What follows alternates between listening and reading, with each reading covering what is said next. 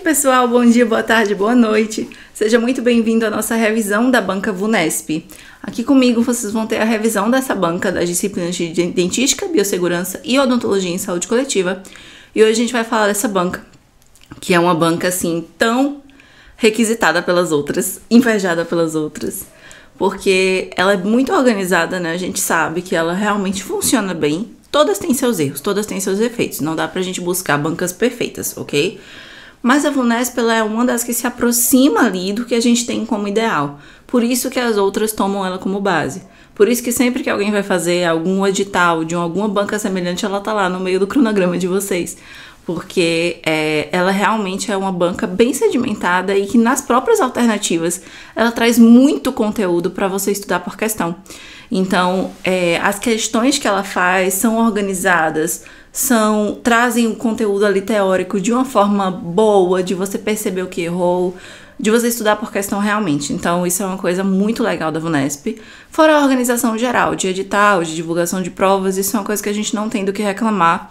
E com relação a recurso também, são poucas vezes que a gente entra, que a gente tem a necessidade de entrar com recurso. Obviamente, caso tenha, você pode falar com a gente. Tem lá vídeo no módulo Inicie por aqui do Pro, para que a gente consiga te ajudar a compor recurso. Beleza? Então hoje a gente vai falar sobre tópicos muito importantes da VUNESP e trazer questões da VUNESP também pra gente resolver. Show? Então bora começar. Antes de começar, eu quero que vocês se lembrem que aqui é uma revisão, ok? Então, a gente vai ver por cima alguns assuntos, revisar realmente, relembrar, sendo que em algumas coisas eu aprofundo, outras a gente passa um pouco mais rápido, porque não são tão importantes, apesar de terem a sua necessidade, e que vocês também estudaram antes. Então, revisão já tá dizendo, né? Vai trazer ali uma revisão do que você já aprendeu. Então, aprofundar mesmo, a gente aprofunda em aula, ok? Mas a gente vai relembrar tudo que é necessário para você resolver as questões da VUNESP. Então, antes da gente começar com as questões e com os conteúdos da minha disciplina, eu trago para vocês aqui um compilado geral de tudo que caiu, o que caiu mais, o que caiu menos, nos últimos 4 anos da VUNESP, 2020 a 2024. Conforme isso for mudando, eu trago para vocês, mas, obviamente, que se isso continuar dessa forma, são esses assuntos. O assunto que mais foi cobrado foi estomatologia, lá com a professora Carla, vocês têm revisão também dela. Então, geralmente muito mais tumor, dermatomucosa, vírus, semiologia, doenças sistêmicas e os assuntos que a professora Carla tratar em aula de revisão com vocês. Depois vem os meus assuntos, que são os assuntos de saúde coletiva, partindo para a cariologia. Depois a terapêutica medicamentosa, junto com a anestesiologia, a periodontia, a biossegurança, que eu vou falar com vocês aqui também, e as exodontias. E aí, depois a gente vem mais alguns outros assuntos, uns mais, outros menos. Mas a gente vai tratar aí do que vocês mais precisam, mas esse é um compilado geral. Isso quem faz são os nossos professores. Então, em toda revisão, mesmo que o professor não fale propriamente dito, todos os professores, para compor a revisão, analisam as questões antes e fazem uma tabulação dos dados que a gente consegue coletar com as questões anteriores. Por isso que a gente guia vocês tão certinho na revisão. Por isso que, na maioria das vezes, quando vem uma prova, vocês mandam mensagem pra gente. Prof, eu vi aquilo na revisão, ou a gente vai corrigir entre si, a gente diz, eu dei isso em revisão, realmente cai muito. Então, é assim que a gente consegue, tá bom? Começando com dentística, gente, a gente tem aqui um tópico bem importante. Cariologia eu não vou entrar, quem entra é a professora Juliana, ok? Então, para que a gente não misture tudo, né? Porque ela fica com a parte de odontopediatria, eu fico com a parte de saúde coletiva, a gente se dividiu. E aí, para que não fique o assunto dividido, ela vai tratar de cariologia. E eu vou tratar aqui da dentística. Dentística não é o assunto mais cobrado, mas temos assuntos muito cobrados dentro da dentística. Quais que são? Os princípios do preparo cavitário e a fotopolimerização. São questões que já caíram de forma recorrente. A gente tem muito mais evidência de saúde coletiva e de biossegurança? Sim, mas dentística também costuma cair, só não com tanta ênfase quanto as outras duas, ok?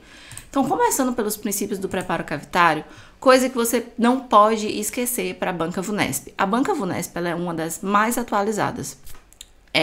Isso significa que ela vai ser atualizada no extremo, por exemplo, não vai cobrar amálgama, não vai cobrar princípios do preparo cavitário? Não, isso não quer dizer isso. Mas o amálgama nela é um pouco mais reduzido e ela traz mais conceitos de odontologia minimamente invasiva do que algumas outras bancas que cobram exclusivamente amálgama, por exemplo, tá? Então, o que é esse, basicamente, a filosofia da odontologia minimamente invasiva? É você trabalhar e você lesionar aquele tecido o mínimo que for necessário para você controlar aquela doença. Então, aqui que eu trago para vocês, dentro dos princípios do preparo cavitário para a VUNESP, é a diferenciação entre dentina infectada e dentina afetada, e qual que você vai remover e qual que não vai remover durante o preparo cavitário. Então, atualmente, na nossa concepção, a gente tem que a dentina infectada, que é aquela amolecida, aquela que você passa a cureta e ela sai em formato ali de grumuzinhos, fica aquela coisa mais amolecida, ela é infectada e ela vai ser removida porque ela não é passível de remineralização. Já a dentina afetada, que é quando você já retirou aquela camada de dentina infectada e você se deparou com uma dentina que sai na cureta em lascas, que ela é mais dura, mais resistente, ali ela vai ser mantida, porque ela, com o adequado selamento, ela tem a capacidade de remineralização. Então, isso é uma coisa que você precisa lembrar com muito afinco. Algumas bancas, inclusive a VUNESP, pode trazer em alguma alternativa que a dentina afetada, em alguns momentos, pode servir inclusive como uma proteção da polpa. Isso acontece. Isso exime os princípios lá do processo da proteção do complexo pulpar? Não. O que traz não é que ela vai substituir o hidróxido de cálcio, que ela vai substituir o ionômero. Traz que a manutenção da dentina afetada serve como uma proteção pulpar, ok? Então, as duas coisas são diferentes, mas costuma trazer esse dado aí em alguma alternativa, beleza? Então, continuando, né, com os princípios do preparo cavitário, vocês se lembram que a gente tem tópicos bem importantes dentro do princípio. Eu trouxe aqui todos no slide, mas eu vou sinalizar para vocês quais que são os mais cobrados. Todos esses aqui estão em aula, certo? Mas eu vou falar aqui apenas dos que realmente são muito mais cobrados, ok? Então, qual que é o que mais é cobrado dentro da forma de contorno? Gente, que todo esmalte sem suporte precisa ser removido. Isso cai, não despenca, certo? Então, vai estar na sua prova lá falando isso, seja trazendo com outro nome para você dizer que tá errado, por exemplo, todo esmalte sem suporte não deve ser removido, tá? Para você dizer que tá errada, ou trazer realmente todo o esmalte sem suporte deve ser removido. Por que todo esmalte sem suporte deve ser removido, gente? Porque ele é ali muito frágil, ele vai fraturar. Ou ele é removido, ou ele é apoiado em um material restaurador, sendo a resina ou o ionômero, ok? Mas geralmente vai ter falando que todo esmalte sem suporte deve estar removido. E a outra parte que também é muito falada é que as estruturas de reforço precisam ser mantidas sempre que for possível. O que é isso, gente? Crista marginal, pontes de esmalte, enfim, estruturas ali que são muito importantes para a estrutura do dente. Ela precisa ser mantida quando ela não for acometida por cárie. Então, se você remove ali uma crista marginal, remove uma ponte de esmalte, para você conseguir essa anatomia correta com uma resina composta é muito difícil. Fora que nenhum material nunca vai substituir o seu elemento dentário. E por ser a estrutura de reforço tão importante, você vai manter, você não vai incluir quando não estiver acometido por cárie, quando não houver necessidade. Então, sempre que possível, você mantém. Essas duas partes desse slide aqui são o que você mais precisa focar, ok? Obviamente que as outras informações são importantes, por isso está em aula. Não estou dizendo que elas não vão cair, ok? O que eu estou dizendo, o que eu estou trazendo para vocês é o que mais caiu. Porque é isso que vocês querem da gente. É na hora da revisão é que a gente consiga dizer para você, ó, isso aqui caiu mais, isso aqui caiu menos. Então, você não precisa ver tudo isso, você consegue só passar um olho, entendeu? E focar mais em algumas outras coisas. Show? Ainda para a forma de contorno, a gente precisa se lembrar também com relação ao término da cavidade. Então, o término da cavidade você vai estender para áreas que vão facilitar ali o acabamento das bordas da restauração, certo? E quando a gente visa a estética, a gente tem que lembrar desse dado aqui para a VUNESP, que é o limite cervical. O limite cervical do preparo precisa ser entre 0,25 e 0,5 milímetros subgengival. Show? Daqui, da forma de contorno, basicamente é isso, beleza? Já quando a gente chega na forma de resistência, tudo é muito importante, certo? Porque realmente não tem como. Forma de resistência é uma das que mais cai de todas. Então, quais que são as características da forma de resistência? Primeiro, o que é a forma de resistência? A forma de resistência é aquela característica que vai ser dada àquela cavidade para que as estruturas e a restauração seja capaz de resistir às forças mastigatórias. Então, ela é o conceito mais fácil de ser identificado. Retenção também, porque retenção vai ter reter a restauração, né? Então, é retenção. Resistência, resistir às forças mastigatórias, resistência, tá? Então, é prático, é mais fácil do que a forma de contorno e tudo mais. Mas, enfim, o que é que da forma de resistência vocês precisam lembrar? Primeiro, parede circundante, ela é paralela entre si e perpendicular à parede pulpar. Isso é óbvio, né? Então, o que é a parede circundante? Aquela que circunda a cavidade. Então, elas vão ser paralelas entre si e perpendiculares à parede pulpar. Isso é lógica, né? As paredes pulpar e gengival são planas. Então, a gente tem ali a necessidade de deixar ela plana, as duas. Sendo que parede pulpar é uma coisa, parede gengival é outra. Parede gengival você consegue identificar em cavidade de classe 2. É aquela onde você tem ali um pouco mais abaixo, enquanto a parede pulpar é aquela que você está realmente em contato com que ela está realmente em contato com a polpa, né? Ali com a parte da polpa. E geralmente as duas elas são perpendiculares ao eixo longitudinal. Quando a gente está falando de amálgama, as paredes circundantes são convergentes. Por quê? Porque lembra que o amálgama não tem capacidade de adesão, não o amálgama tradicional. Então, a gente faz conformação na cavidade para que você consiga ter uma boa retenção naquele material, para que não saia, né, com facilidade. E aí, por isso, precisa ser convergentes. Sendo convergente, você consegue acomodar. Já para restaurações indiretas é o contrário, você faz ela divergente. Por quê? Porque lembra que para restauração indireta você vai ter a adesão, você vai ter a ação de um cimento. Então você não precisa fazer ela convergente e além disso você ainda precisa ter um eixo de inserção e de remoção da peça. Se você faz convergente, quando ela chega bem aqui, ó, ela não consegue entrar.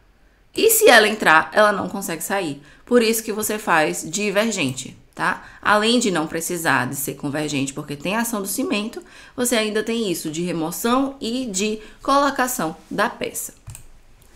Outra coisa importante, ângulo cavo superficial. Ele é aquele, né, que vai ser formado com a parede, as paredes exteriores, né, da cavidade, e ele deve estar entre 70 e 90 graus, sendo que 90 graus é o mais correto, ok? O mais cobrado. E aí, da mesma forma que a parede deve ser convergente para oclusal lá no outro slide, aqui também, convergente para oclusal para amálgama, beleza? E aí, como que você alcança, qual é a ferramenta, qual é o procedimento que você faz para alcançar o ângulo de 90 graus, um ângulo cavo superficial de 90 graus, curva reversa de Hollenbeck. Show? Outra informação importante, ângulos internos são arredondados. Aqui eu trago como ângulo áxio pulpar, mas na sua prova também pode estar falando de ângulos internos, no geral, sem definir o ângulo áxio pulpar, tá? Especificamente. Se estiver falando de ângulos internos arredondados, está correto, beleza? Continuando agora para a forma de retenção, lembram do que eu falei para vocês, ó? Característica dada à cavidade para torná-la capaz de reter a restauração? Pois é, tá aqui, né? Cai menos, gente, cai menos. O que é isso? É basicamente você saber o que é que você faz para reter aquela restauração. Então, a gente tem retenção por atrito do material restaurador, e aí você tem sim um atrito do amálgama, atrito sim, mas micromecânica, retenção adesiva não tem, tá? No amálgama convencional. E retenções mecânicas adicionais, que é quando você pode confeccionar um suco, uma canaleta, uma calda de andorinha ali naquela restauração, naquela cavidade, para que você retenha o amálgama com maior resistência, né, maior retenção de verdade. E a parte de retenções micromecânicas por meio do condicionamento ácido, a gente alcança na resina composta. Então, na resina composta, a gente faz retenções micromecânicas, a gente tem a retenção micromecânica, perdão, não faz, né? Tem a retenção micromecânica, que a gente alcança por meio do condicionamento ácido, né, adesivo, e na resina composta, a gente faz bisel no acabamento marginal. Isso é importante, porque já caiu bastante. Bisel para amálgama é realizado? Não, certo? Então, não se faz bisel para amálgama, mas se faz para resina composta. Por que não se faz bisel para amálgama, gente? Porque o amálgama, ele precisa de uma espessura maior para ele se acomodar, certo? Se você pega esse bisel aqui bem lindo, que tá aí com seu 0,5 milímetros de profundidade, 1 milímetro, e você coloca o amálgama aqui, ele não consegue, o amálgama que vai ficar aqui em cima desse bisel, ele não vai ter resistência, ele vai fraturar. A espessura do amálgama não é suficiente. Vai criar uma camadinha bem fininha aqui do amálgama em cima do bisel. E nas primeiras forças mastigatórias que chegarem aqui, essa área que ficou no bisel, em cima do bisel, né, vai fraturar, vai quebrar. E aí promove ali uma maior chance de você ter infiltração marginal. Por isso que não se faz bisel para amálgama. Beleza? Deu para entender? Por último, só relembrando da forma de conveniência, que vai ser aquela etapa que vai facilitar para que você instrumente, né? Que você insira o material da cavidade. Então, é fazer um isolamento, é utilizar um fio retrator, é utilizar um afastador de orto para você ver uma cárie, para você ter acesso à cárie proximal. É isso. É bem tranquila a parte da forma de conveniência. Com relação ao acabamento, é onde a gente relembra os tópicos mais importantes que são cobrados aí na VUNESP. Então, esmalte sem suporte e fragilizado, ou você remove ou apoia sobre o material restaurador. E o ângulo cavo superficial precisa estar nítido, liso e uniforme, sendo biselado para restauração em resina composta ou vivo, 90 graus, certo? Vivo, sem bisel, para restaurações em amálgama. Dito isso, a gente chega para nossa primeira, questão aqui, para a gente ver tudo, exatamente o que eu falei para vocês.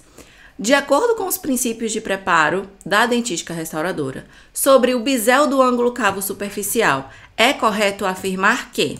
Aí ele traz algumas opções. Não se faz, deve ser realizado, não se faz, taranã.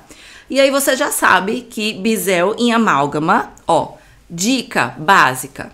Se estiver falando, olha só, se estiver falando especificamente com o nome resina composta, é uma coisa, você vai lidar com resina composta. Agora, não tem falando nada, só tá falando de princípios do preparo. Você lembra que os princípios do preparo cavitário foram preconizados para o amálgama. Então, não estava falando, ó, não está falando de resina composta especificamente, então é amálgama. É amálgama. Por quê? Porque o princípio do preparo cavitário, todos eles foram preconizados para amálgama, tá? Oficialmente, lá antigamente por Black. Então, se não estiver falando de resina composta, vai estar falando de amálgama. Ou de restauração indireta, vai estar falando de amálgama, tá? Então, se aqui a gente sabe disso para responder, a gente consegue. A gente lembra que bisel de acordo com os princípios do preparo cavitário para o amálgama, não se faz, né? Então, a gente já consegue eliminar a letra B, que diz que ela tem que ser realizada, a letra D, que diz que tem que ser realizado, e a letra E, que diz que tem que ser realizado. Sobra pra gente a letra A e a letra C, né? Nem vou ler as outras, porque tá dizendo que já tá errado, né? Que tá dizendo que deve ser realizado. A letra A diz, não se faz pro amálgama. Tudo certo, né? Aqui, tudo certo. Devido à dificuldade de brunimento. Não é por isso. O que é que a gente falou? Que a espessura do amálgama fica prejudicada. Entendeu? Porque às vezes você tá ali fazendo um bisel de 0,5, de 1,5 e acaba que não tem espessura de amálgama suficiente para resistir. Ele não resiste. Ele fratura e aí sobre aquele bisel e aí ele traz ali uma maior chance de ter infiltração. E por isso não é a letra A. E a gente corta exatamente aqui, devido à dificuldade de brunimento, porque não é por isso. Sobra pra gente a letra C, que diz que não se faz para o amálgama, pois a resistência do material está relacionada com a sua espessura. Qual que é a espessura ideal para ter uma resistência aceitável de um amálgama? 2 milímetros, ok? Essa daqui é espessura para ter uma resistência aceitável. Beleza? Então, a nossa resposta é a letra C. Próxima questão. A execução dos procedimentos restauradores é normalmente precedida pelo preparo cavitário, sobre o qual é correto afirmar que A. Os preparos cavitários classe 5 necessitam de acesso indireto para procedimentos restauradores. O que é classe 5, gente? Na lina cervical, né, dos elementos, e a gente tem acesso a ela como indireto. O que é acesso indireto? Pelo espelhinho, né? É quando a gente não consegue visualizar diretamente, a gente precisa do espelhinho para visualizar. E aí, a gente consegue sim visualizar preparos de classe 5. Não é acesso indireto, é acesso direto mesmo, tá? A gente visualiza normal. B. A crista marginal deve ser sempre incluída nos princípios do preparo. E, gente, o que é que a gente viu? Que a crista marginal precisa ser mantida, que você não inclui se não for extremamente necessário. Você mantém estrutura de suporte, crista marginal, ponte de esmalte, tá? Então, aqui está falso. C. A geometria dos preparos cavitários é fundamental nos sucessos clínicos das restaurações diretas com compósitos. Aqui ele está falando diretamente das resinas compostas. Aqui você esquece o amálgama e você foca na resina composta. O que é que a gente já viu no Instagram, em todo canto, que quando a gente está falando do princípio do preparo cavitário, ele foi preconizado para o amálgama, ok?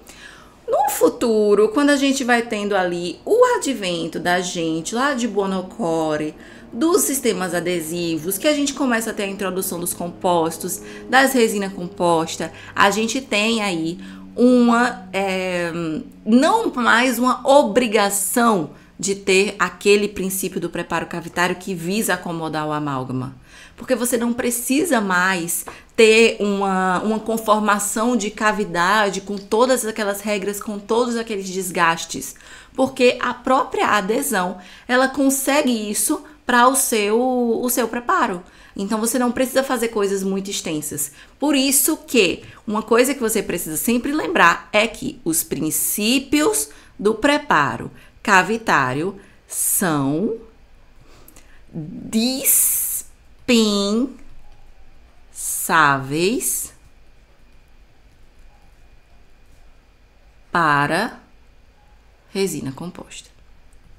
Isso significa que você não precisa disso para ter sucesso. Que você precisa de uma boa adesão, de uma boa formação de uma camada híbrida, de a técnica correta de inserção de compósito de cada bonitinho, de cada bolinha, tá? Então, com relação à conformação de cavidade para a resina composta, o sucesso clínico não está diretamente relacionado a isso. Eles são dispensáveis. Por isso, não é a letra C, ok? A letra D diz: a remoção do tecido cariado deve se estender por 1 milímetro de tecido sadio para a confecção das paredes do preparo. E o que é que a gente tem, gente? Que hoje em dia a gente não tem mais essa necessidade de estender em tecido sadio. Então, removeu ali o tecido cariado que está infectado, você não estende mais para tecido sadio, tá bom? Não tem mais isso, por conta que a gente fala hoje de um princípio do preparo cavitário, mesmo trazendo, né, todas aquelas coisas antigas, a gente ainda toma esse cuidado. A gente hoje toma esse cuidado com a não extensão de tecido sadio.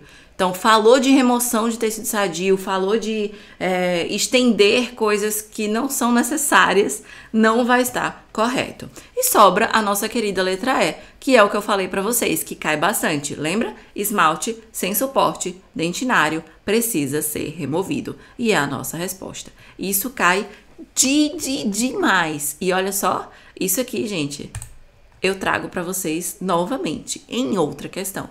Olha só. A mesma coisa, né? Basicamente. Essa aqui diz: sempre que possível, estruturas de reforço como cúspides devem ser envolvidas no preparo cavitário. O que é que eu falei para vocês? Que precisam ser mantidas, tá? E aqui, não. Porque a gente precisa disso. Então, tá falso. A gente viu a mesma coisa na outra questão, né? B.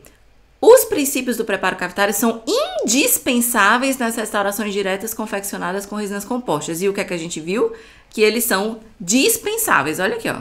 Trago para vocês. Dispensáveis. Beleza? C. Devem garantir, no mínimo, 2 milímetros de espessura do material restaurador. E aí, gente, aqui vocês não podem confundir com aquela parte lá que eu falei do bisel, certo? Por quê? Porque a gente tem uma regrinha que essa parte dos 2 milímetros, ela vai se aplicar apenas para a parte oclusal. Então, você consegue ali até ter um princípio do preparo que tem um pouco menos. A gente até viu, né, lá falando sobre algumas conformações na cavidade que você consegue ter um pouco menos, 1 milímetro, 1,5 milímetro. Mas aqui, os 2 milímetros é apenas para áreas de grande esforço oclusal, como na área do bisel, entendeu? Se não estiver falando na questão especificamente em área de grande esforço oclusal, vai estar falso, ok? Isso aqui, vamos lá, seria verdadeiro se estivesse falando do bisel ou de áreas com grande esforços mastigatórios, ok? E aí, essa aqui também estaria falsa por conta disso. Letra D. Todo esmalte sem apoio dentinário deve ser removido. Lembram? De novo, a mesma resposta. 2 anos diferentes, 2 provas diferentes e a mesma questão caindo com outras palavras. Para restaurações indiretas, devem ser retentivos com leve convergência para oclusal. E o que é que a gente viu? Restauração indireta é divergente. Por que é divergente, gente? Para poder permitir a inserção e a remoção da peça. E também porque ela não precisa de conformidades ali, de convergência para reter. Ela tem a ação de um cimento, ok? Então, amálgama, lembrando, amálgama é convergente. Convergente. Eita, que eu sou ruim dessas coisas. Convergente. E a restauração indireta é divergente. Beleza? Gente, isso aí ficou claro para vocês. Questão de princípio do preparo cavitário. Essas são as coisas que mais caem. E agora a gente entra em um outro tópico que também é muito cobrado, que é com relação à diferenciação entre técnica convencional e book fill e a fotopolimerização. Qual que é a diferença entre técnica convencional e técnica book fill, gente? A técnica convencional é aquela que a gente chama de técnica incremental, né? Então, deixa eu puxar aqui uma seta para vocês. A parte que ficar aqui em cima é incremental, tá? Que eu vou estar falando. Incremental, a gente utiliza incrementos de até 2 milímetros, certo? Hoje eu tô arrochada nos 2 milímetros, né? Mas a maioria é 2 milímetros que a gente fala. Então, incremento de até 2 milímetros, a gente tem uma maior tensão de polimerização, a gente tem uma maior contração de polimerização, fora que ainda tem uma certa sensibilidade na técnica. A gente não pode unir, não pode unir mais de 2 paredes, né? Tem que unir no máximo 2 paredes, tomando muito cuidado de fotopolimerizar cada uma das bolinhas, né? Acomodar cada uma das bolinhas da melhor forma. Então, tem uma sensibilidade técnica e um tempo maior. Então, aumento na sensibilidade técnica.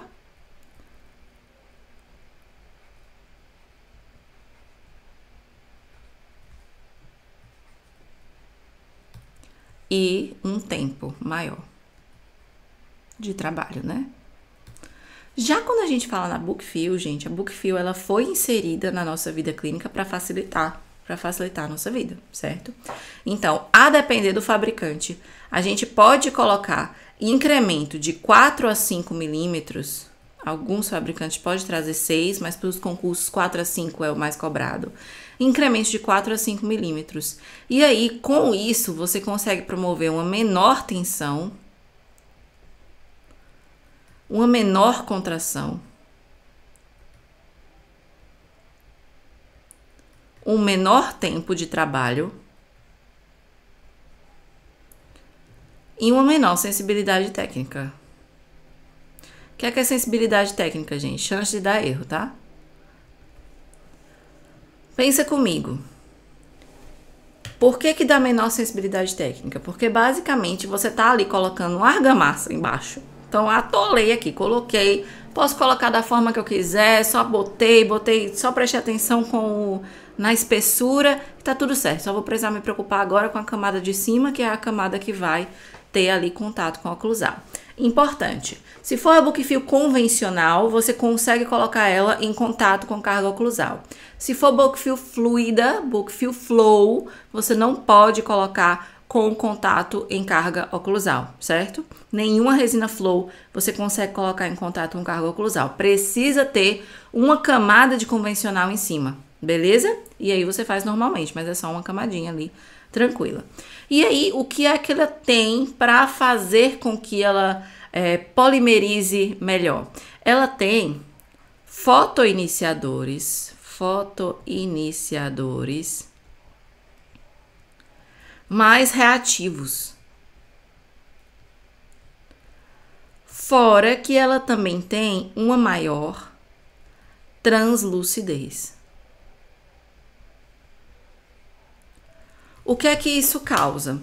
A luz vai passar com maior facilidade por conta da translucidez, então vai atingir ali camadas mais profundas, vai polimerizar camadas mais profundas. E os fotoiniciadores dele, aquele fotoiniciador que começa a reação de fotopolimerização, eles são mais reativos. Eles funcionam de melhor forma, entendeu? Essas são as principais diferenças entre a técnica convencional e a técnica Bookfill. E a gente vai ver que a VUNESP traz questões sobre isso. Sobre a fotopolimerização, relembrando, gente, o que é o grau de conversão?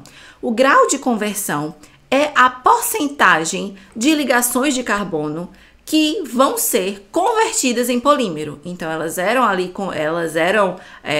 simples, ligações ali simples, e aí elas começam a se formar como polímeros, elas começam a se conectar. E aí, quem se converteu, né, quem conseguiu aí se unir e formar um polímero, deu certo, entendeu? Tá tudo ok.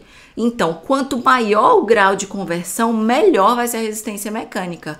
Senão, a gente consegue entender que algumas ligações carbônicas ficaram ali soltas, não formaram uma resina polimérica, e aí começa a ter uma pior resistência mecânica. Começa a ter um desgaste, um desprendimento daquelas partículas, e aí não dá certo. Então, o melhor é ter um alto grau de conversão, beleza? Já a contração de polimerização precisa ser lembrada que ela é diferente da tensão. Qual que é a diferença entre tensão de polimerização e contração de polimerização? Contração contrai, então ela fica menorzinha, né? Ela vai ficar ali menorzinha, ela vai contrair. E aí ela pode aumentar a tensão nas paredes. Então é diferente. Tensão é o que as paredes ficam sentindo ali com o estresse. E a contração é o ato dela se contrair. Entenderam? E essa contração, ela pode ser afetada pelo volume do compósito. Então, se você utiliza ali mais que 2 milímetros na técnica convencional, né, ela pode ser afetada. O tipo de compósito que você está utilizando, a velocidade da polimerização, e aí pode vir também relacionada à qualidade do seu equipamento, a sua unidade polimerizadora, e ao fator C. E aí, o que é o fator C, gente? O fator C é o quociente da divisão, quociente, né? O resultado da divisão das áreas de uma resina composta que estão unidas e das áreas sem resina. Então, esse fator C, ele vai expressar a chance de uma restauração falhar adesivamente. Quanto maior você tem parede unida ali, quanto maior o número de parede que você tem unida, maior vai ser o fator C e maior vai ser a chance de a restauração falhar. Então, vamos lá. Você tem ali várias paredes. Você coloca um baita de um incremento, que ele tá unindo a parede de cá e a da frente. Quando a contração acontece, você contrai de toda a área, você contrai até mais e acaba se desprendendo, tendo maior chance da restauração falhar de várias paredes. Então, o fator C ideal deve ser igual a 1, certo? Então, vamos lá. Um exemplo, né? Uma cavidade classe 1 oclusal. Então, estamos aqui, uma cavidade classe 1 oclusal. Vamos botar aqui como exemplo, né? Classe 1 oclusal. Não vou desenhar porque isso não é nada legal para vocês. Eu acabo estragando mais do que ensinando. Eu sou muito ruim desenhando. E aí, gente, a cavidade oclusal, a gente sabe que ela tem um fator C ali igual a 5, né? Então, são 5 paredes. 5 paredes. Então, só tem uma superfície livre para a liberação do estresse oclusal. Então, vai ter ali 5 paredes, né? Aderidas. Se você adere 5 paredes, vai dar merda. Entendeu? Vai dar merda. Por quê? Se tem 5 paredes e o fator ideal tem que ser igual a 1, tá muito longe, né? 5 de 1, porque tem 5 paredes. Se você sai aderindo ali todas as paredes, vestibular, lingual, mesial, distal, tudo grudado por um incremento só, você vai ter um fator C de 5. E isso não é nada legal, porque você não tem nenhuma superfície para liberar um estresse oclusal, para diminuir essa tensão. E o que é que a gente faz? A gente utiliza a técnica incremental. Então, basicamente, você vai unindo apenas 2 paredes. Então, você pega a vestibular com a mesial, a lingual com a distal e vai unindo de pouquinho, sendo que, lembrando que o fator C ideal tem que ser igual a 1. Entenderam? Basicamente. Então, você vai unir ali, você pode unir ali 2 paredes, mas no máximo, tá? No máximo, porque o fator C tem que ser igual a 1. Beleza? Cavidade classe 2. Como que a gente faz cavidade classe 2? Começamos pela proximal, certo? Então, pela proximal, não vai começar pela oclusal na cavidade classe 2. Você vai colocar incrementos, deixa eu colocar aqui, tentar desenhar. Vamos dizer aqui, gente, que essa aqui é a vista proximal de uma cavidade classe 2, vista proximal. Aqui, você tá vendo a proximal dela. Os incrementos não vão ser assim, ó, horizontalmente, vão ser oblíquos, para poder unir só 2 paredes, certo? Então, um aqui, outro aqui, aí depois vem aqui, aí outra aqui, aí outra aqui, aí outra aqui, unindo só 2 paredes, entenderam? Sem unir tanto. Transformou, terminou a proximal todinha, você agora tem uma classe 1, entendeu? Então, o objetivo é você transformar a classe 2 em uma classe 1, começando pela proximal. E depois você vai colocar ali tudo bonitinho, como se fosse uma classe 1, ok? Show? Agora a gente chega para a nossa questão sobre isso. Em relação à técnica incremental para inserção de resina composta fotopolimerizável em cavidades preparadas, é correto afirmar que visa promover a diminuição do fator de configuração cavitária, fator C, em função da união de cada incremento restringir-se a poucas paredes. Isso foi justamente o que a gente viu. Se a gente pega pouquinha coisa, uma bolinha de 2 milímetros, você não vai unir várias paredes, você vai unir paredes, 2 paredes no máximo. Então, você está se restringindo ali a poucas paredes, diminuindo o fator C e diminuindo, né, diminuindo aquela desvantagem da contração de polimerização e da tensão de polimerização que a técnica incremental possui. Então, aqui está correta, já é a nossa resposta. Letra B. Preconiza a colocação de pequenos incrementos de resina composta de aproximadamente 8 milímetros. Tá, capeste. Nem a Bookfill tem 8 milímetros. 2 milímetros, tá? Polimerizados individualmente, aí ok. Preconiza-se que cada incremento de resina inserido deve ficar em contato com no máximo 3 paredes. E a gente viu que é o quê? No máximo 2. Ok? 2. Letra D. Promove menos áreas de superfície livre para escoamento e alívio das tensões. Gente, ela tem mais áreas de superfície livre, tá? Se você fizer correto. Porém, o problema é que a gente tem uma tensão alta. Mesmo sendo técnica incremental, a gente vai ter uma tensão alta, tá? Porque a técnica incremental por si só, ela promove alta tensão. Ela tem uma alta contração. Para reduzir, a gente utiliza o mais corretamente possível. Mas tem, sim, tensão, certo? Mas a gente tem mais áreas de superfície livre. Porque pensa comigo, vamos lá. Se você tem a resina Bookfill, ela vai aderir em todas, né? Ela vai aderir em todas as paredes, né? Porque você está colocando uma camadona. Já a técnica incremental, fazendo da forma correta, você vai ter ali um pouquinho aqui, um pouquinho aqui, um pouquinho ali, tendo mais áreas de superfície livre para escoar essa tensão. Então, precisa ser feito da forma correta.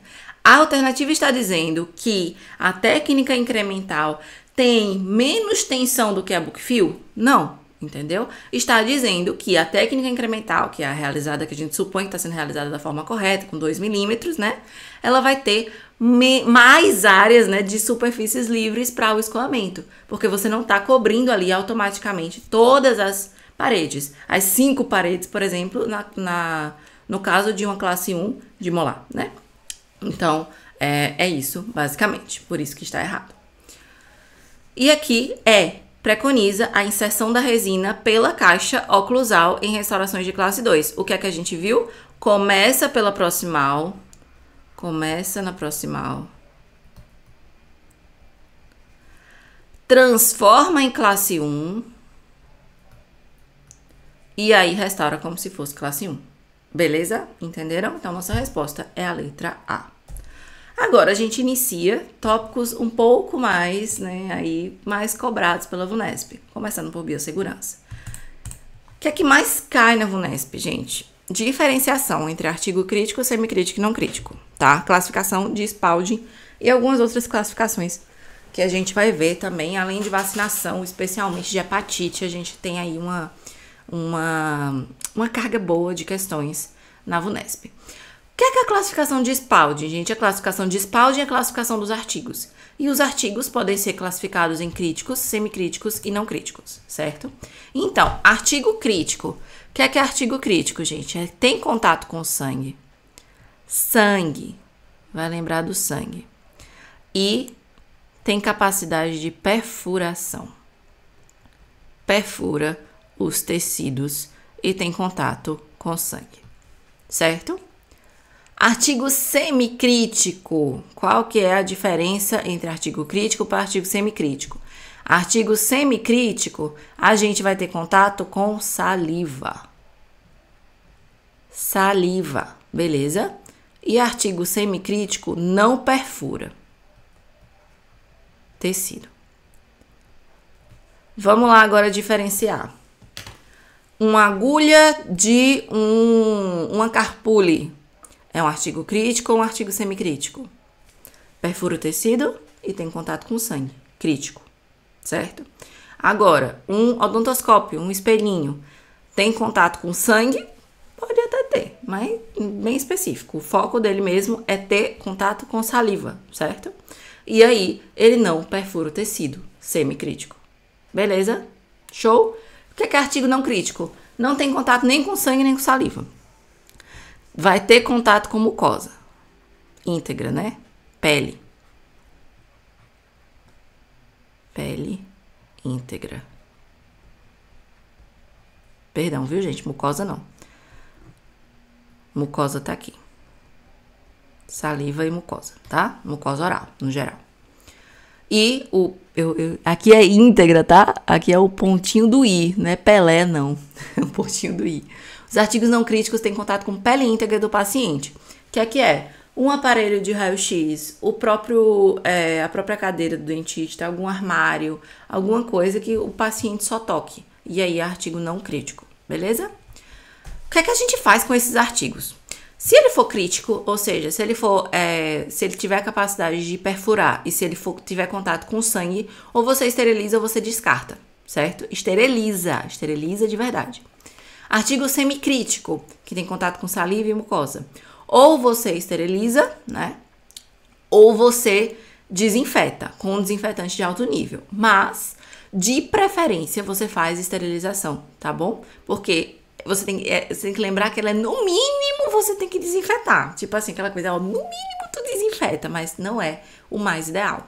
Que aqui é desinfetante de alto nível, gente. Quais que são os 2 desinfetantes de alto nível que a gente tem? Os mais cobrados, quais que são? Tem lá na aula. Glutaraldeído e ácido peracético. Beleza? Mas isso aqui é extra. E os artigos não críticos, a gente faz a desinfecção ou limpar, no mínimo, tá? Saindo da classificação de Spaldi, a gente entra na classificação dos resíduos, certo? Quais que são os resíduos que a gente tem? A gente tem biológicos, químicos, radioativos, perfuracortantes e comuns, certo? Não nessa ordem, né? Na verdade é comum e depois perfuracortantes, né?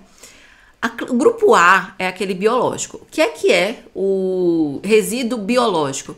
É aquele que tem contato com sangue, é aquele que tem pedaço de dente, que tem ali uma gaze muito suja de sangue, uma luva que você fez uma cirurgia, tá toda cagada lá, você tira. Isso é resíduo biológico, certo?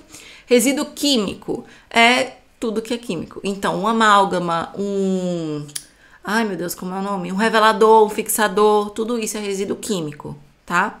Grupo C é o radioativo. A gente não tem contato na odontologia, certo? A gente não trabalha com resíduos do grupo C na odontologia. Ah, mas e a lâmina de chumbo? Não é radioativo, não produz radiação por conta própria.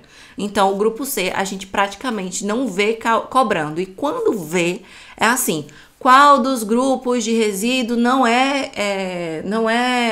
tem relação com a odontologia? Aí é o grupo C, tá? O grupo D são aqueles comuns. Então, é basicamente um lixo comum, ele se assemelha ao lixo comum. É uma touca que você não melou de sangue, é uma luva que você utilizou para pegar alguma coisa, é o saquinho que você tirou da esterilização. Então, tudo que não tem aí nenhum tipo de relação com sangue, com produto químico, tudo que é normal, lixo comum, vai para o grupo D, que é o de lixo comum. E o grupo E são os perfurocortantes. Então, tubetes de vidro, agulhas, limas, tudo isso são os perfurocortantes. E como que a gente descarta cada um deles, né? O grupo A, que são os biológicos, a gente faz o descarte em saco branco. Então, tem que estar lá com o símbolo de resíduo infectante, tá? E o saco é branco, beleza? Branco. E ele vai ser mantido ali dentro de lixeira, que tem que ter pedal. Então, você não pode pegar na lixeira para abrir ela, tá? Tem que estar com um pedal. E você não pode nunca pegar aquele saco branco e reaproveitar, tá? Saco branco, biológico, saco branco, tá? Grupo B, que são os químicos, você utiliza uma embalagem rígida com uma tampa, pode ser a própria embalagem, por exemplo, a própria embalagem do revelador, do fixador. Você vê que as ASBs às vezes guarda, é justamente para descartar, né? E tem que estar com o símbolo de substância química, tá? Identificando qual que é aquela substância. No grupo D, que são os comuns, a gente utiliza saco preto, tá? Saco preto. Então tem essa diferenciação, que muitas vezes trocam na hora da prova. colocam um saco azul, colocam que o grupo comum é num saco branco e o biológico é no saco preto. Então, cuidado com essa diferenciação. Biológico no saco branco, comum no saco preto, tá? E os perfurocortantes a gente geralmente utiliza com aquele Descarpac, né? Que é esse aqui, esse amarelinho aqui. Que é um recipiente que é rígido, geralmente resistente à perfuração para não causar acidente. Show? Quando a gente entra agora nos EPIs, a gente precisa lembrar disso aqui. Gente, coisas importantes que caem na VUNESP. Higienização das mãos, tá? Não exatamente qual é o procedimento de cada um, qual é o tópico 9 da higienização das mãos, que é enxaguar. Não é isso. É a importância da higienização da mão. Se você faz ou não faz lavagem de mão em certas situações, então vamos lá. Água e sabão é sempre a melhor forma de você fazer aquela higienização, ok? Higienização, não estou falando de antisepsia, estou falando de higienização. Água e sabão. Principalmente se sua mão estiver suja. Se sua mão estiver suja, você não vai passar álcool em gel, você não vai passar clorexidina, você não vai passar nada. Se sua mão estiver com aquele grude, né? Aquela sujeira visível. Você vai lavar com água e sabão, beleza? Foi botar a luva, vai lavar com água e sabão. Tirou a luva, vai lavar com água e sabão, ok? Pode utilizar outras coisas? Pode, mas para higienização das mãos, água e sabão é a prioritária. Agora, para antisepsia, a gente pode utilizar algumas substâncias químicas. Quais que são, segundo a Anvisa, que são as cobradas pela VUNESP. Álcool em gel a 70%, então não vai ser 40%, não vai ser 50%, não vai ser álcool absoluto, não vai ser 90%, não vai ser nada, vai ser 70%. Clorexidina a 2%, que é aquela utilizada para extraoral, né, 2%. Triclosan e os compostos de iodo, tá? Então, aquele que deixa tudo melado, lembra? Que a gente utiliza o iodo, deixa tudo melado. PVPI, né, polvidina, então a gente tem também esse que é recomendado pela Anvisa. Hoje em dia o que a gente mais vê é a clorexidina 2%, tá? Outra coisa importante de vocês lembrarem, vacinas necessárias, tá? Para o cirurgião dentista. Dentre as vacinas necessárias, de todas aquelas que eu abordo, a que mais cai na VUNESP é a hepatite B. Por quê? Porque o vírus da hepatite B é o vírus de maior risco para a equipe de saúde bucal. É o HIV? Não é o HIV, é a hepatite B, tá? Por quê? Porque ele pode permanecer infeccioso ali por até 6 meses depois de ser alojado em alguma superfície. Por isso, a vacinação contra a hepatite B é tão cobrada, tá? E a vacina da hepatite B, ela é administrada em 3 doses. A gente vai ver qual que é o esquema de vacinação no próximo slide. E o que é que a gente faz, gente? A gente faz o anti-HBS. O que é o anti-HBS? O anti-HBS é aquele documento que verifica se você está imune ou não para a hepatite B. Então, você fez o seu esquema de vacinação. Você precisa fazer o anti-HBS para que você verifique se ele está positivo. Se você realmente tem imunidade para a hepatite, entendeu? Então, anti-HBS precisa estar positivo. Se ele estiver positivo, você não precisa revacinar, ok? Ele vai estar imunizado quando o anti-HBS estiver positivo. Mas a gente tem um marcador que ele se confunde nas provas, que é o HBsAg. O que é o HBsAg? É o que identifica se está contaminado ou não.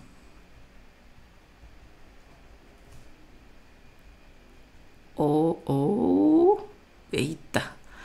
não. E o anti-HBs é o que diz que se está imune ou não. Então, pela lógica, você não pode estar contaminado, ou seja, precisa estar com HBsAg negativo e precisa estar imunizado, o anti-HBs positivo, certo? Lembra disso. Então, vamos colocar aqui de novo para você não esquecer. HBsAg precisa estar negativo. Anti-HBs precisa estar positivo. Beleza? Show? Qual que é o esquema de vacinação da hepatite B? Você toma uma dose, que a gente considera como em dia zero, né? Que é a primeira dose que você tomou. 30 dias depois, você toma a segunda, né? A segunda dose. Então, 30 dias depois da primeira, você toma a segunda. 6 meses depois da primeira, você toma a terceira. Isso pode estar em formato de dias ou de meses. Então, pode estar como 30 dias ou pode estar como um mês, certo? E pode estar como 6 meses ou pode estar como 180 dias, tá? Então, depende muito da prova que você vai pegar. 2 meses depois que você faz o esquema vacinal, aí você faz o teste sorológico, que é o anti-HBs, tá? Anti-HBs, para ver se você realmente está imune. Indo agora para as questões. A hepatite B é uma doença infecciosa de etiologia viral que pode evoluir para hepatite crônica, cirrose ou hepatocarcinoma. Os profissionais com imunidade adquirida pós-vacina devem apresentar marcadores. Vamos lá, foi exatamente o que eu falei. Aí ele traz HBsAg negativo e anti-HBs positivo, certo? Certo. É a nossa resposta, tá? Aqui já tá certinho. E olha só, aqui é exatamente o que tem dizendo, tá? HBsAg negativo e anti-HBs, e anti-HBs positivo, que é o que está na letra A, beleza? Não vou nem ler as outras, porque é basicamente, enfim, ó, aqui só tá dizendo um erro, né? HBC, ó, HBC, que poderia confundir vocês, tá? É HBs, beleza? A higienização das mãos antecedendo procedimentos cirúrgicos deve ser realizada com antissépticos, preferencialmente que apresentem efeito residual. O que é efeito residual, gente? É que ele ainda fica ali, né?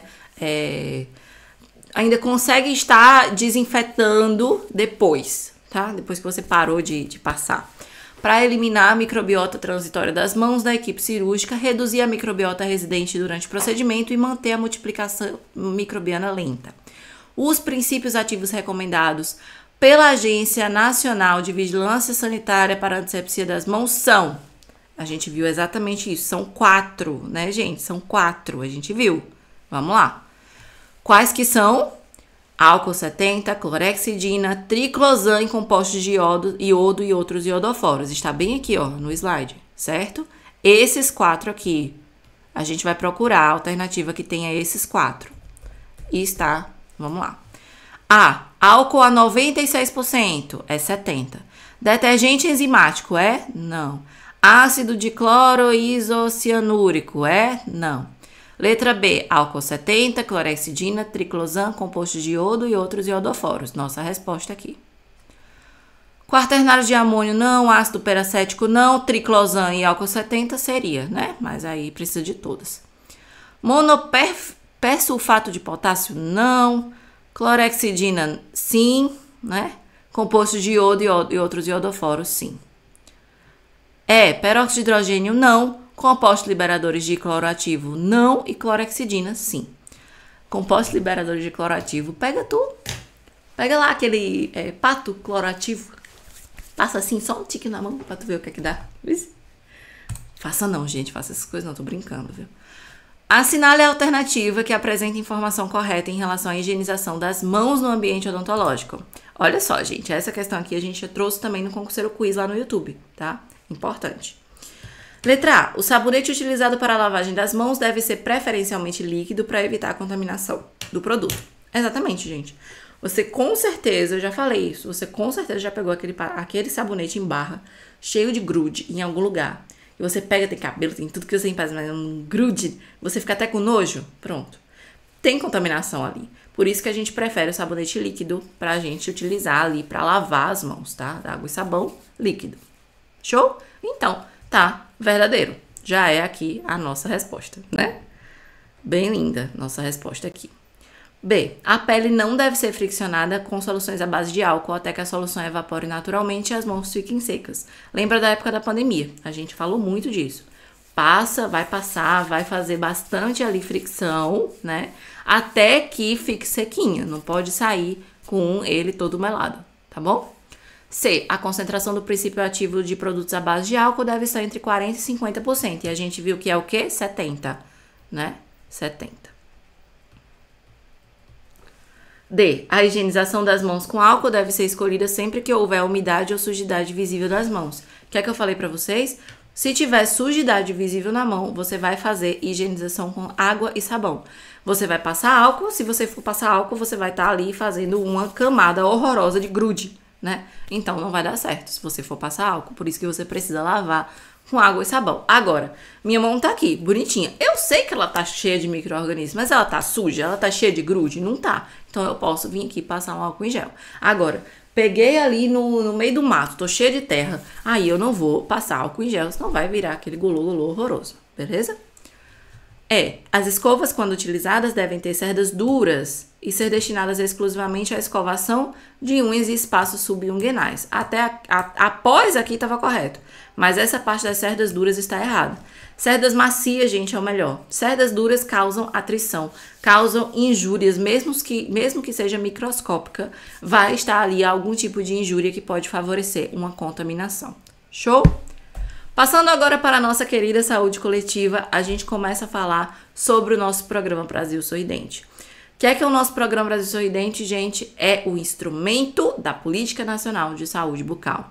Surgiu lá em 2003 para 2004, com Humberto Costa e o presidente Lula, visando aí sair daquela odontologia mutiladora, onde qualquer coisa extrai, e passar para uma odontologia preventiva, focando na promoção em saúde. Quais que são as principais linhas de ação do Programa Brasil Sorridente? Reorganizar a atenção básica na saúde bucal, ampliar e qualificar a atenção especializada nos céus, né? E viabilizar a adição de flúor por meio da água fluoretada, tá? Então, um dos principais instrumentos do Programa Brasil Sorridente é a água fluoretada. A água fluoretada foi a grande responsável por a gente ter tido uma queda do índice de cárie aqui no Brasil. De 1986 até 2010, a gente foi tendo quedas e mais quedas, beleza? Sendo que de 2003 para 2010 a gente teve aí uma queda bem significante. E como é o último resultado que a gente tem publicado, né, o relatório aí publicado, então a gente toma como base, tá bom? Essas são as linhas de ação, mas a gente também tem pressupostos, que são decorebas, né? Quais que são os pressupostos? Qualificar a atenção básica, garantir que vai ter uma rede articulada com toda a rede de serviços, então aquele paciente, ele vai estar conectado com outras redes de serviço, o que ele faz para você, com você, também vai ser visto caso ele vá fazer com outra pessoa, outro profissional, vai saber o que é que ele fez com você, quais que são aquelas características do paciente. Isso também assegura a integralidade, a promoção e a prevenção, e visa também utilizar a epidemiologia e as informações sobre o território por meio do SB Brasil. Então, a epidemiologia, o SB Brasil, ele é utilizado para guiar as estratégias, guiar as ações que você vai ter para melhorar a saúde bucal daquele paciente. Acompanha também o impacto que as ações de saúde bucal está tendo por meio dos indicadores em saúde, certo? Centra toda a atuação da vigilância em saúde, incorpora a saúde da família como uma importante estratégia, começa a ter aquela política de educação permanente para os trabalhadores em saúde bucal, estabelece de onde que vai vir o dinheiro para desenvolver as ações do Programa Brasil Sorridente e define uma agenda de pesquisa científica também. Esses são os pressupostos. Quais que são os princípios? Gestão participativa, ética, acesso, acolhimento, vínculo e responsabilidade profissional. A gente já destrinchou tudo isso na aula. Aqui é só para lembrar quais que são os pressupostos, quais que são os princípios, beleza? Quando a gente chega na nossa água fluoretada, é uma das ações da Política Nacional de Saúde Bucal e a gente tem que se utiliza aí alguns produtos na fluoretação da água, que pode ser o fluoreto de sódio, o fluoreto de cálcio, o ácido fluoxicílico ou o fluossilicato de sódio. E a gente tem uma vigilância, como para ver quanto que tá a dose dessa água fluoretada, certo? Se tá muito alta, se tá muito baixa, como que tá o acesso daquela população à água fluoretada. O valor máximo permitido de fluoreto é 1,5 ppm, ou seja, 1,5 miligramas de fluoreto por litro de água. Qual que é o valor ideal? Ideal, segundo Jaime Cury, 0,7 miligramas por litro, ok? Uma outra ação é a educação em saúde, que aí visa basicamente educação em saúde é diferente de educação permanente. Educação em saúde é para a população, educação permanente é para a gente, tá? A educação em saúde basicamente promove aquele conhecimento para aqueles pacientes, para que eles mudem hábitos. Então são aquelas oficinas de saúde, aqueles vídeos, aqueles cartazes, folhetos, palestras, tudo isso é educação em saúde. A gente também tem a aplicação tópica de flúor. A aplicação tópica de flúor vai ser feita em qualquer pessoa? Vai ser feita assim, adoidado? Não. Ela só é recomendada para grupos de risco. E quais que são esses grupos de risco? Indivíduos que não têm acesso à água fluoretada, indivíduos onde está com acesso à água fluoretada, mas é muito baixo, muito abaixo do ideal, ou seja, ali até 0,54 ppm de flúor. Indivíduos que só estão tendo acesso à água fluoretada há menos de 5 anos, tá? Indivíduos onde aquela população, aquele território tem o CPOD, né, que é o componente cariado, perdido e obturado da dentição permanente maior que 3 aos 12 anos de idade, e territórios onde menos de 30% dos indivíduos estão livres de cárie aos 12 anos. Para essa população, fazemos a aplicação tópica de flúor porque elas são consideradas população de risco. Show? E essa é a principal estratégia da promoção e proteção da saúde. A estratégia de recuperação é você ter um diagnóstico precoce daquela condição, detendo a progressão da doença e impedindo o surgimento de danos. Já com relação à reabilitação, o babado já aconteceu. E aí você vai recuperar aquele paciente parcial ou totalmente as capacidades perdidas. Então por exemplo, uma prótese, reintegrando o indivíduo àquele ambiente social e à atividade profissional também. Importante falar que a gente tem as equipes de saúde bucal, tá? As equipes de saúde bucal, elas podem ser de 2 tipos básicos, porém a VUNESP gosta de trazer um terceiro tipo, que eu vou falar aqui para vocês. A modalidade 1 da nossa equipe, né, ela vai ser composta por um cirurgião dentista, por um ASB ou por uma TSB, certo? Então, o componente são de 2 pessoas, né? 2 pessoas. 2 pessoas. E aí, essa equipe trabalha por no mínimo 20 horas e atende uma população que pode variar de 1.000 a 1.750 pessoas. Já na modalidade 2, a gente tem um CD, um ASB e um TSB, tá? Então, são 3 pessoas. Atente-se, gente, que esse ASB aqui, ele pode ser substituído por TSB também. Então, pode ser TSB mais TSB. Não precisa necessariamente ser ASB e TSB. Podem ser 2 TSBs e o dentista, tá? E aí trabalha por no mínimo 30 horas e atende uma população de 1.500 a 2.625 pessoas. E qual que é essa tal dessa modalidade 3 que a VUNESP gosta de trazer? Modalidade 3. Qual que é essa bonita, pelo amor de Deus? É a unidade odontológica móvel, tá? Então, essa unidade odontológica móvel, ela visa basicamente oferecer os serviços odontológicos para aquela população que tem dificuldade de acesso. Então, vai lá a unidadezinha móvel, bonitinha, com a equipe para as áreas rurais. E aí, a gente tem a referência, né, a continuidade da atenção nos CELS. Então, você não vai fazer procedimentos muito invasivos. Você vai referenciar para o CEL. Você vai fazer a atenção básica ali, basicamente. E ela é considerada a modalidade 3. Show? Não esqueçam disso. Falando um pouco sobre o SB Brasil, gente, o SB Brasil, o que vocês precisam lembrar é que a gente teve o primeiro inquérito do SB Brasil propriamente dito em 2003. Antes do SB Brasil, a gente tinha outros levantamentos, então a gente teve 86, 96, a gente geralmente toma como base 86, tá? E aí, a gente teve também o SB Brasil de 2020, mas o relatório completo não saiu. Estamos vendo já a organização para o próximo SB Brasil e nada do SB Brasil 2020 ter ainda o relatório completo.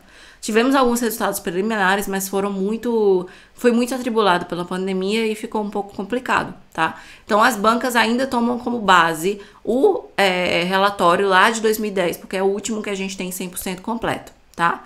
Obviamente que quando sair novos resultados, a gente vai ter aula sobre isso e aí você passa a comparar, não com 2010, mas com o próximo resultado, tá? E ele foi realizado nas capitais e em alguns municípios, cerca de 150 municípios também, não só nas capitais, e avaliou os agravos: cárie dentária, doença periodontal, câncer de boca, traumatismo, fluorose, edentulismo e oclusopatia, tá? Sendo que, gente, vejam só, câncer de boca, isso é uma coisa muito importante. Câncer de boca, ele entra no SB Brasil, mas não no de 2010, tá? Esqueci de falar essa informação para vocês. Não entrou em 2010. De onde vem os dados que a gente tem de câncer de boca? Do INCA, tá? Agora a gente chega para as questões. Segundo as diretrizes da Política Nacional de Saúde Bucal, instituída pelo Ministério da Saúde para a organização da atenção à saúde bucal no âmbito do SUS, a aplicação tópica de flúor com abrangência universal é recomendada nas populações nas quais se constatem determinadas situações, que eu falei para vocês, né? De ser de risco. E aí, dentre elas, a exposição à água de abastecimento contendo naturalmente teores de flúor de até 1,5. O que é que a gente viu? Que 1,5 é o máximo, né? Máximo. Isso aqui deveria ser, né, 0,54, que é o que eles falam lá, tá? Então, não seria essa. B. Exposição a flúor na água há menos de 10 anos. E a gente viu que não são 10, são 5, né? Tá lá no negocinho que a gente trouxe. C. CPOD maior que 5 aos 6 anos de idade. Primeiro, 6 anos de idade nem é uma faixa etária que é avaliada pelo SB Brasil. 5 anos é. 5, 12, aí vem os adolescentes, os adultos e os idosos, beleza? E aí, a gente já tem que essa aqui tá errada também. D. CPOD maior que 3 aos 12 anos de idade. A gente viu isso, né? Certinho. Aqui. É menos de 50% dos indivíduos do grupo livres de cárie. A gente viu que não é 50%, é 30%. Tá? Então, isso tá onde, gente? Tá aqui, ó. Bem aqui, ó. Tá vendo? Tudo isso aqui caiu. Então, isso é dado em aula. Tô só relembrando pra vocês. Os profissionais de saúde bucal que compõem a equipe de saúde da família devem estar vinculados a uma UBS ou a unidade odontológica móvel, podendo se organizar nas modalidades 1 e 2. Certinho, tá, gente? Ela tá falando aqui de unidade odontológica móvel. Ela não precisa obrigatoriamente trazer a unidade odontológica móvel como modalidade 3, nem falar que ela é uma modalidade 3, nem, enfim. O principal sempre vai ser modalidade 1 e 2. Porém, às vezes, ela gosta de trazer a unidade odontológica móvel como modalidade 3, beleza? E aqui está verdadeiro, a letra A. B. Cumprir a carga horária de 24 horas semanais e estar vinculado ao núcleo ampliado de saúde da família. E o que é que a gente viu? Olha só, a gente viu bem aqui, 24 horas semanais. Olha, a gente tem 20 horas ou 30 horas. 24 não está na lei, tá? Então, não seria essa a resposta. C. Estar vinculado a uma unidade odontológica móvel e organizados na modalidade 1 com um cirurgião dentista e 2 auxiliares e 2 técnicos. Então, é um cirurgião dentista, 2 auxiliares e 2 técnicos. Então, são 5 pessoas na modalidade 1. E não é, né? Modalidade 1 são 2 pessoas. 2 pessoas. D. Cumprir carga horária mínima de 10 horas por profissional, devendo somar no mínimo 40 horas semanais, e a gente viu que ou é 20 ou é 30, no mínimo, né? 40 não está falando lá. E. Ser formado por no mínimo um dentista e 2 técnicos que devem trabalhar de forma horizontal e interdisciplinar com os demais profissionais da atenção básica. No mínimo é a modalidade 1, né? Modalidade 1, que são 2 pessoas. Modalidade 1, que são 2 pessoas. E aqui tá falando que no mínimo são 3, que seria a modalidade 2, né? Tá ignorando aí a modalidade 1. Então, está falsa também. Os principais agravos que acometem a saúde bucal e têm sido objetivo dos estudos epidemiológicos em virtude da sua prevalência e gravidade, demonstrado por meio do levantamento epidemiológico realizado pelo Ministério da Saúde em 2003. Olha só, aqui ele está trazendo o dado de 2003. Ah, mas essa questão é muito velha, não é? Não é questão nova, mas ele tá trazendo questão de dados de 2003. Porque a gente sempre tá comparando 2003 com 2010. A gente fala isso em aula. Comparam 2003 com 2010, tá? Quais que foram esses agravos, né? A letra A tá dizendo cárie dentária, doença periodontal, doença pulpar. Não está lá na nossa lista. Qual que é essa lista? Essa aqui, ó. Tá? Essa lista aqui. Beleza? Que a gente também traz em aula. B. Cárie dentária, doença periodontal, câncer de boca, traumatismo, edentulismo, má oclusão e traumatismo facial. A gente não teve, né, evidência aqui de traumatismo facial, não. Tá? C. Cárie dentária, doença periodontal, câncer de boca, dores orofaciais. Não tivemos. Em 2003. D. Cárie dentária, doença periodontal, câncer de boca, traumatismo dentário, doenças infectocontagiosas. Não tivemos. Então, em cada uma das alternativas, a gente acha uma que não estava. Por isso que você precisa lembrar de tudo. E a letra E traz tudo. Cárie dentária, doença periodontal, câncer de boca, traumatismo dentário, fluorose dentária, edentulismo e má oclusão. Câncer de boca estava em 2003? Sim. Em 2003? Sim. Em 2010? Não. A gente tem dados do INCA. Ok? Considerando a equipe de saúde bucal, estratégia de saúde... Não, equipe de saúde bucal é SB, na estratégia de saúde da família, apenas a modalidade 3, olha o que eu falei pra vocês, é composta por. E o que é a modalidade 3? A unidade odontológica móvel. E a gente já não precisa ler, né? Aqui, a gente já tem aí a nossa resposta, que é a letra E, unidade odontológica móvel. Certinho, gente? Se vocês tiverem qualquer dúvida, entre em contato com a gente por e-mail, tá? Vamos deixar aqui, contato.odonconcursos@gmail. Gente, eu prometo que minha letra não é tão feia assim, não pessoalmente, não, é só aqui mesmo, tá? E aí, qualquer dúvida vocês podem falar, não só comigo, como também com os outros professores, tá bom? É só colocar no assunto do e-mail com qual professor que você quer falar, que a gente tem acesso, todos os professores têm acesso ao e-mail, e a gente consegue ajudar vocês da melhor forma. Gente, eu desejo a vocês uma ótima prova, que seja tudo em paz, que se vocês precisarem da gente, vocês falem, e que enviem a prova pra gente quando acabar, gente, porque a gente precisa corrigir. Então, pra gente conseguir trazer pra vocês a correção, a gente precisa da prova. Sem prova, a gente não consegue, né? Então, por favor, façam isso por nós. Beijo, boa sorte e até a próxima.